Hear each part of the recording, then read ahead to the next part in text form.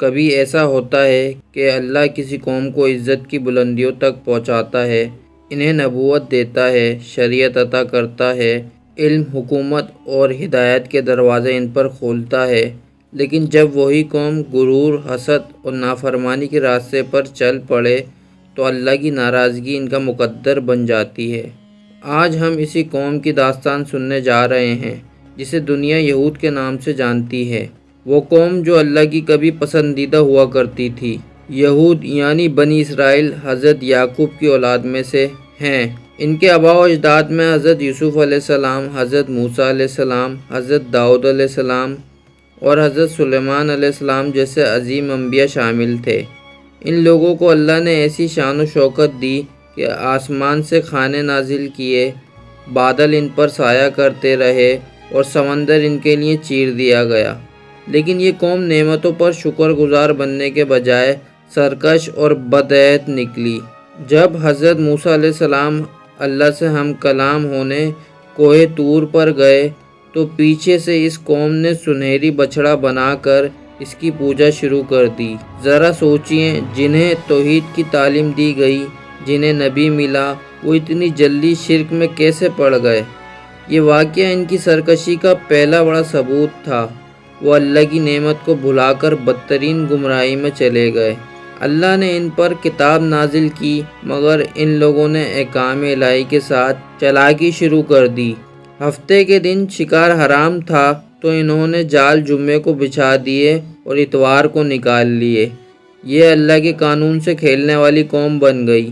دلوں میں نرمی کے بجائے چالاکی، ایمان کی جگہ مکاری آ گئی۔ اس قوم نے نبیوں سے ایسا سلوک کیا جیسے دشمنوں سے کیا جاتا ہے۔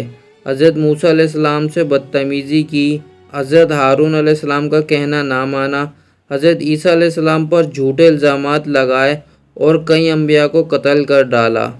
ان کی زبانیں زہر سے بھری تھی اور ہاتھ خون سے۔ جس نبی نے بھی انہیں سچ کا راستہ دکھایا وہ ان کے دشمن بن گئے۔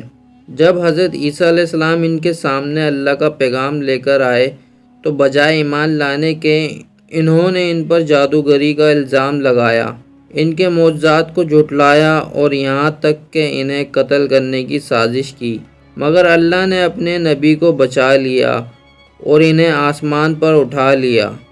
لیکن ان کا رویہ ظاہر کرتا ہے کہ ان کے دلوں پر قفل پڑ چکا تھا۔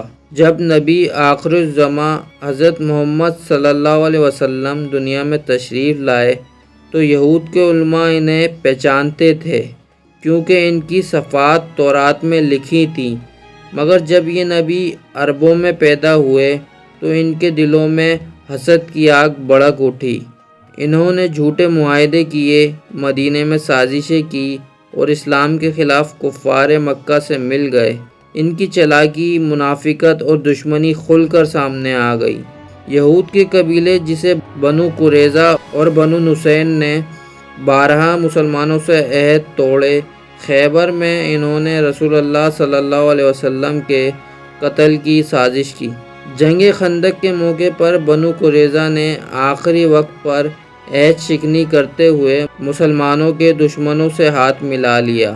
یہ صرف سیاسی چالاکی نہ تھی، یہود کی نافرمانیوں کی 10 واضح مثالیں: بچھڑے کی عبادت، حضرت موسیٰ علیہ السلام کی نافرمانی، حضرت عیسیٰ علیہ السلام کا انکار، اللہ کی کتاب میں تبدیلی، سود خوری، دنیا پرستی اور مادہ پرستی، انبیاء کا قتل، نبی آخر الزماں صلی اللہ علیہ وسلم کی مخالفت، اللہ کے احکام میں چالاکی، حسد، تکبر اور منافقت۔ یہ تمام اعمال ان کی روحانی بربادی کے نشان ہیں۔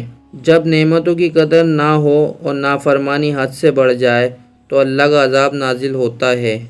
یہود پر بھی وہی ہوا، انہیں ملک بدر کیا گیا، ان کے مقدس مقامات تباہ ہوئے، وہ دنیا بھر میں ذلت و رسوائی کا شکار بنے، ان پر جزیہ لگا، ان کی عزت خاک میں ملی اور ان کا مقدر ہمیشہ کے لیے برباد ہو گیا۔